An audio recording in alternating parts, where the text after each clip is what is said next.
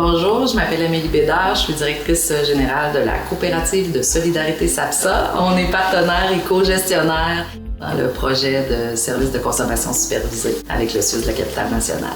Le service de consommation supervisée, c'est un endroit qui, sous une exemption de Santé Canada, permet à des gens qui sont comme consommateurs de drogue, de substances psychoactives, de venir consommer en toute sécurité et dans des conditions sanitaires acceptables, sous supervision d'une équipe professionnelle sur place, une infirmière, un intervenant et un père aidant.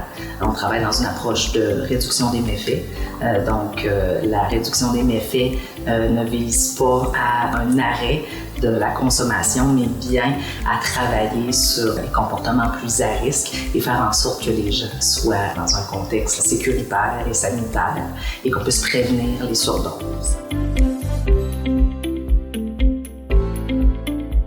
Quand la personne arrive, s'il y a déjà achalandage, elle peut venir s'asseoir en salle d'attente et dès que le poste à l'accueil se libère, elle est invitée à aller rencontrer l'intervenant pour saluer, voir comment ça va, sous un pseudonyme, procéder à l'inscription, voir qu'est-ce qu'elle compte consommer aujourd'hui et par la suite, elle est dirigée en salle de consommation.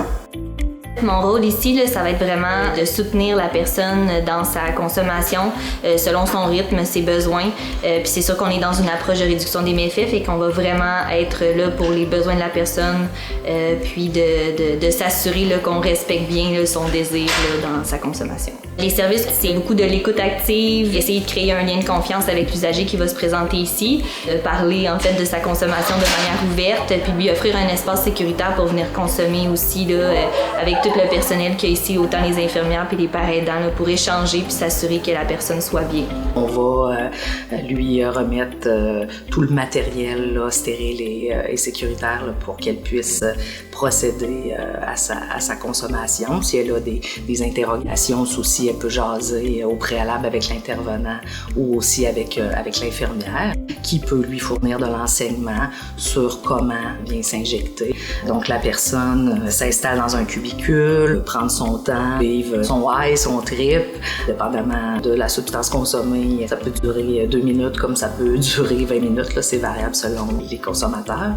Bonjour, moi c'est Rachel Charabois, je suis infirmière clinicienne. Mon rôle, c'est tout ce qui touche à la prévention et le traitement des surdoses. En gros, si je vais questionner leur consommation, voir qu'est-ce qu'ils consomment, de quelle façon ils veulent le consommer. Puis je vais aussi agir beaucoup dans la prévention des infections, donc tout le long de leurs injections, je vais essayer de maintenir les bonnes pratiques pour éviter les contaminations, puis en donnant du matériel stérile, prévenir l'hépatite C et le VIH. Les services offerts au SCS sont le prêt de matériel stérile. On a également l'accompagnement vers l'injection. Ensuite, les traitements à l'overdose, spécifiquement au niveau de tout ce qui touche la santé physique. Donc, les plaies, s'il y a un dépistage pour l'hépatite C qui doit être fait, c'est quelque chose qui peut être fait ici également. Ensuite, la personne est invitée à se diriger en salle de répit, ou plus communément appelée dans le milieu la chill room. Elle peut se reposer, jaser avec l'intervenant, le père. Mon rôle de père aidant, en fait, je viens du milieu, donc c'est de créer un lien de confiance avec les utilisateurs des services. C'est vraiment de donner de la dignité à ces gens-là qui décident de continuer à consommer parce qu'il y a beaucoup d'aspects de milieu qu'on pousse les gens à arrêter, c'est la seule option qui est possible.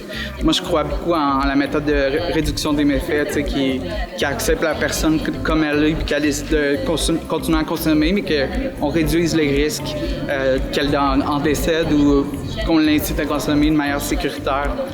Donc, ça ressemble un peu à ça, le parcours d'une personne qui va utiliser les services de l'interzone.